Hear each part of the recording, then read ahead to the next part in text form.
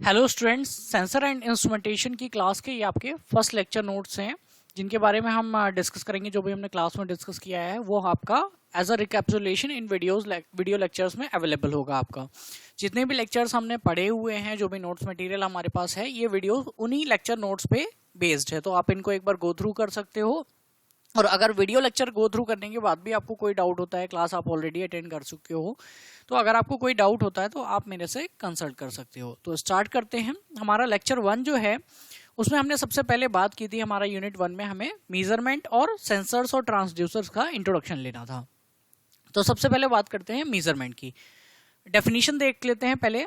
Measurement is an important subsystem of a mechatronic subsystem या सिस्टम। Measurement क्या है? जो हमारा मैकेट्रॉनिक सिस्टम मतलब जो सिस्टम में मैकेनिकल कंपोनेंट्स हैं एज वेल एज कुछ इलेक्ट्रॉनिक कंपोनेंट्स हैं, उन्हें हम मैकेट्रॉनिक सिस्टम बोलते हैं। तो कोई भी मैकेट्रॉनिक सिस्टम में क्या है, हमें मेजरमेंट एक इंपॉर्टेंट पार्ट होता है। मेजरमेंट क्यों important?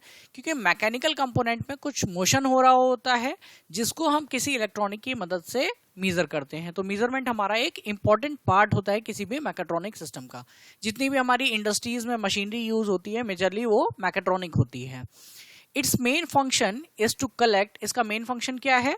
collect the information on the system status and to feed into a microprocessor for controlling the whole system।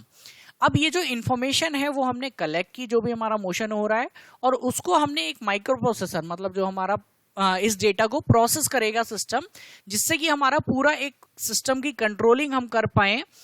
तो वो डेटा हमें माइक्रो प्रोसेसर में फीड करा जाता है और उस माइक्रो प्रोसेसर में उस डेटा के अकॉर्डिंग अपने काम किए जाते हैं। ठीक है, देन आगे बात करते हैं। Measurement system comprises of sensors. अब जो मेजरमेंट के सिस्टम्स हैं उनमें क्या लगे होते हैं? सेंसर्स लगे हुए होते हैं, ट्रांसड्यूसर्स लगे हुए होते हैं और सिग्नल प्रोसेसिंग डिवाइस, जिनमें मेजरली आपके मदरबोर्ड्स और आपके ये सिग्नल प्रोसेसिंग के जो बोर्ड्स होते हैं ये सारे लगे हुए होते हैं।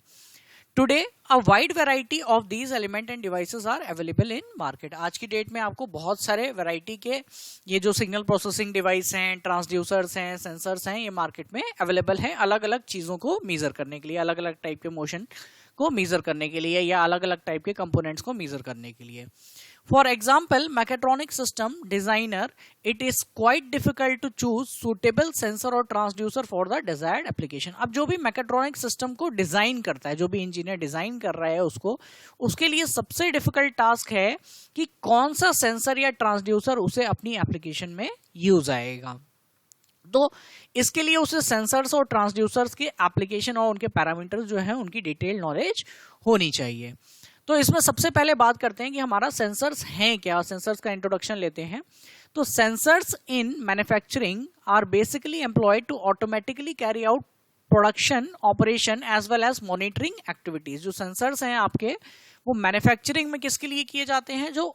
जो आपके ऑपरेशंस वहां पे परफॉर्म हो रहे हैं। जैसे सपोज करो कोई मशीन है, वो आपका मोशन कर रही है, जैसे आपका लेजर कटिंग मशीन है, तो लेजर कटिंग मशीन आपका मोशन कर रही है एक्स एंड वाई एक्सिस पे, या हो सकता है 3 एक्सिस की आपकी सीएनसी मशीन जो है, जो आप किसी भी ऑब्जेक्ट को बनाने में यूज करते हो, उसमें आपका जो लेजर हेड है या जो आपकी असेंबली है उसकी पोजीशन प्रिसाइजली आपको अगर फाइंड आउट करनी है तो आप वहां पे सेंसर यूज कर सकते हो।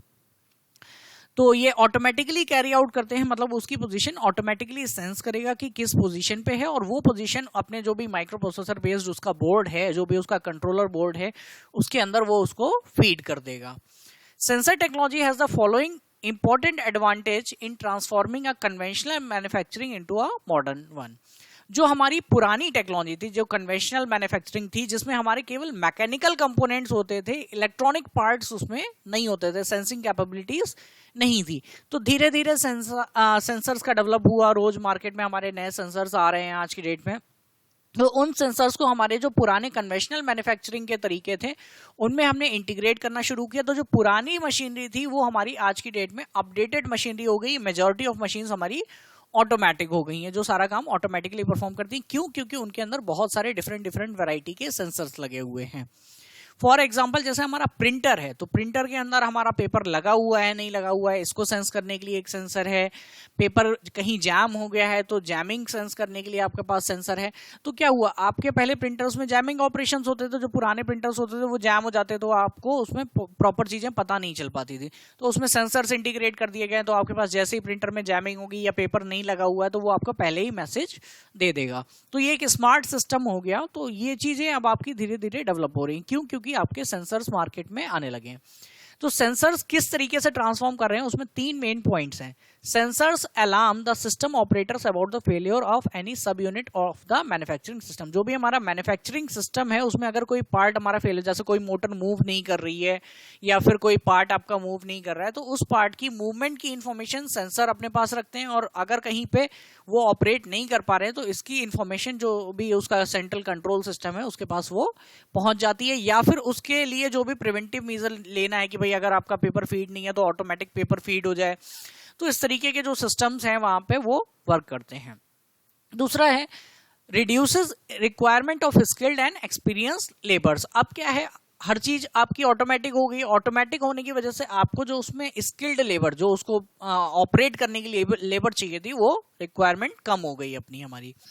And ultra precision in product quality can be achieved. अब क्या है, सेंसर्स हमारे मिलीमीटर, माइक्रोमीटर, नैनोमीटर्स तक की रेंज में वर्क कर सकते हैं।